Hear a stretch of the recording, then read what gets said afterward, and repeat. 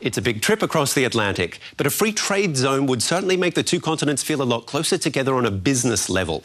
To talk to us a little more on that topic is an economist from the University of Duisburg-Essen, Ansgar Belke. First of all, is this trade agreement going to go ahead, do you think? I think it's going to head forward because we have some experience from the past. For instance, with Korea, we had a different stuff going along. It cost us about 4 years to have this realized. And we know from other experiences like the Doha round that this is very difficult to achieve in the very short run. But in the long run, there is a huge pressure because Asia is going up. We have many reforms to do. And why not going for a free lunch as it is? What about the French, though, and the French films? That's one of the sticking points. Yes, this audiovisual thing, it's typical of what is going on in Europe. So many different governments, different interests, different comparative advantages.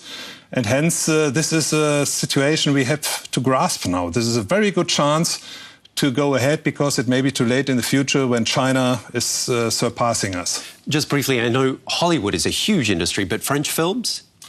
French films is also very valuable, but it's not comparative of comparative magnitude towards the Hollywood industries. It's more or less a symbol of French autonomy. But it's certainly putting a lot of jeopardy, isn't it? This is a huge deal, or could be a huge deal. Yeah, because, of course, Barroso also admitted that this should be conducted because in other areas Hollande will have to follow him. It is kind of an exchange of measures they have there. OK, well, let's take a little look at just what's at stake. The amount of trade that is already done is immense. Goods worth a mammoth 387 billion euros exported from the various nations within the European Union to the United States. The other way round, as you can see there, the figure is an impressive 315 billion. So all up, 700 billion euros worth of trade between the two economic giants. My question is, how much bigger can it get? Estimates point towards a magnitude of 2 billion additional employed persons in the US and in the EU. The increase in the GDP will be about, in the US, a double-digit number, 12 or 13 percentage points, and in Germany even a figure about 4 percentage points.